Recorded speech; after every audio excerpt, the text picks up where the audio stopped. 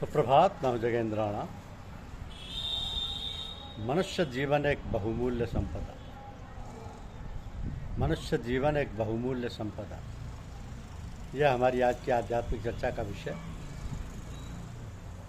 देखिए, मनुष्य जीवन एक बहुमूल्य संपदा है। वो धरोहर की तरह इसलिए मिली है कि इसका श्रेष्ठतम उपयोग करके दिखाया जाए। जो इस परीक्षा में उत्तीर्ण होते हैं उन्हें महामानव, ऋषि, देवात्मा, अवतार आदि बनने कहलाए जाने का उपहार मिलता है। वे स्वर्ग और भक्ति का आनंद लेते हैं, और जो अपेक्षा करते हैं और फेल हो जाते हैं उन्हें अयोग्यता के फलस्वरूप यही दंड मिलता है कि फिर उस छोटी कक्षा में रहें, फिर वही पाठ याद करें। 84 लाख योनियों का भ्रमण दंड स्वरूप भी है, और इसलिए भी उन पाठों को याद करें जो मनुष्य जीवन की परीक्षा की घड़ी आने से पूर्व ही पूरे कर लिए जाने चाहिए थे। तो आत्मा को जब ये साधन धाम शरीर सौंपा गया है तो उसे 2 लक्ष्य पूरे करने को कहा गया है। एक आत्म कल्याण, जिसका अर्थ होता है संचित कुसंस्कारों का परिशोधन। दूसरा लक्ष्य है लोक कल्याण, जिसका तात्पर्य है कि इस विराट ब्रह्मांड विशाल विश्व को सुंदर समुन्नत बने। अब यही 2 प्रश्न पत्र हैं जो मनुष्य जीवन की सार्थकता सिद्ध करने के लिए मनुष्य को पूरे करने होते हैं।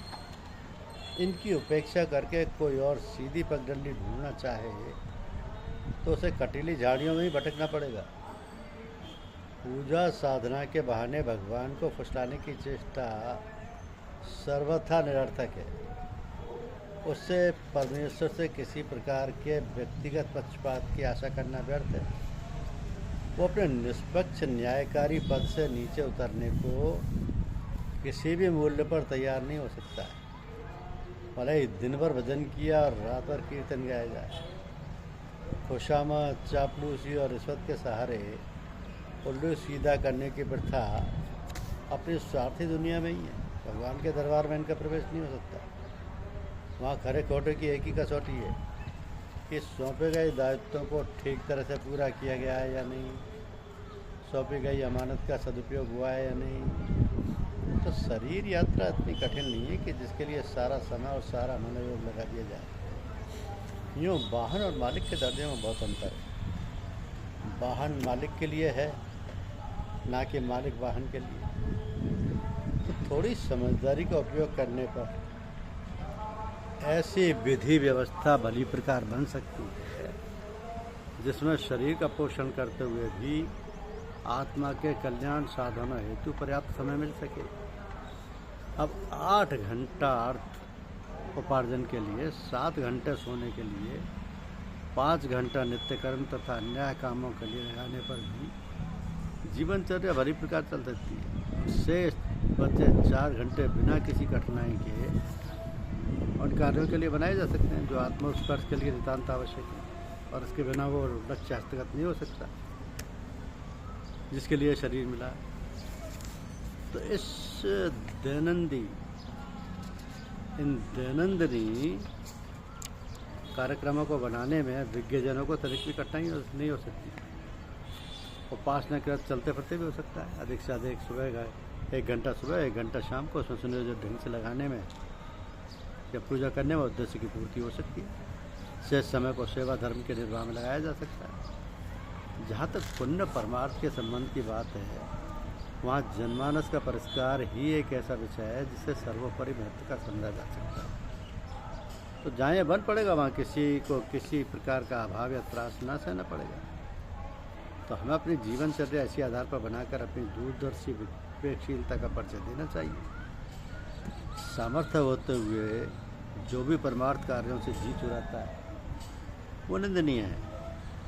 उससे भी अधिक निंदनीय वह है जो दूसरों को भी अपनी जैसी कृपणता अपनाने को परामर्श देने लगता है। तो हम शरीरगत सुविधाओं के निमित्त बहुत कुछ करते हैं। बहुत कुछ क्यों, सब कुछ ही करते हैं। प्रातः उठने से लेकर रात को सोने तक का समय पूरी तरह शरीर चर्या में ही लग जाता है।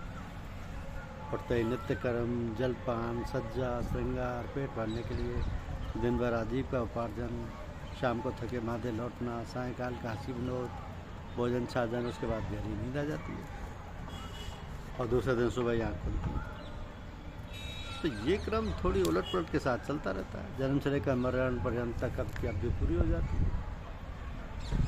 तो ये समस्त प्रयास तो सुविधा साधन शरीर के लिए जुटाता रहा ना।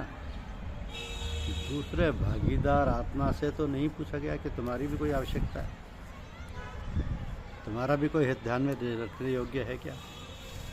ये प्रश्न प्रतिदिन अपने आप से पूछे जाने चाहिए और देखे जाना चाहिए कि एक साझीदार दूसरे का सब कुछ हड़प तो नहीं रहा।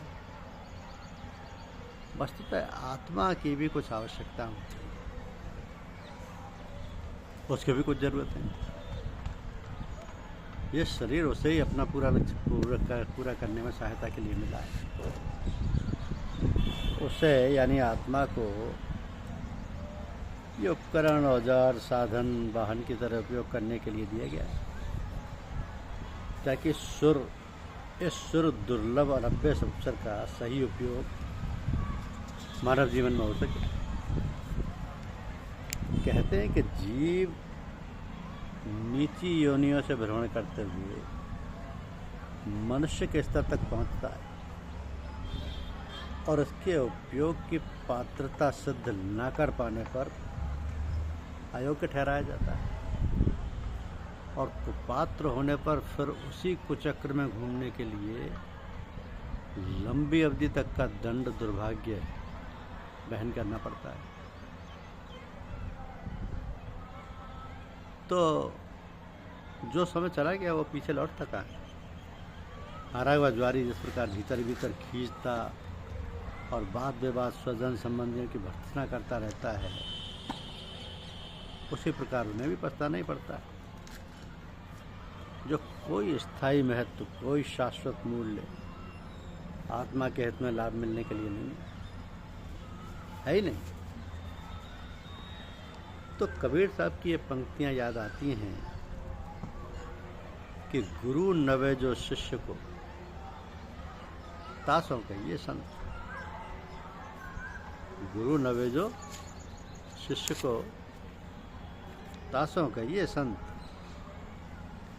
जीवन को पवित्र बनाओ, सादगी का बाना पहनो, प्रभु दर्शन में सहायता मिलेगी। कुछ बनना ओछा बनना है। प्रभु की इच्छा पर, परम गुरु साहब जी के आदेश और उनकी इच्छा पर रहना ही पूर्णता के समीप लेकर जाएगा। इन्हीं भावों को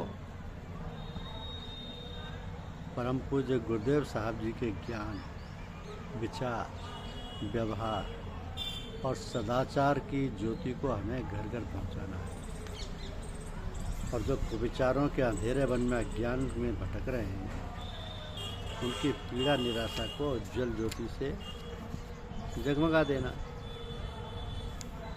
क्योंकि साहब की शिक्षाएं दूर दूर तक हों, सभी साधकों तक हों, तो सगुण के साथ प्रेम करो। निर्गुण ईश्वर सब में है, ऐसा हर समय अनुभव करो। परमात्मा सब में है, ऐसा हर समय जो समझता है उसको पाप करने की जगह नहीं है। जो लोग ऐसा मानते हैं कि भगवान बैकुंठ और मंदिर में ही बैठते हैं, उनके हाथ से पाप अवश्य होता है। तो तुम जहाँ हो वहाँ ईश्वर है, ऐसा मानो। जगत में ऐसी कोई जगह होती नहीं जहाँ भगवान नहीं विराजते।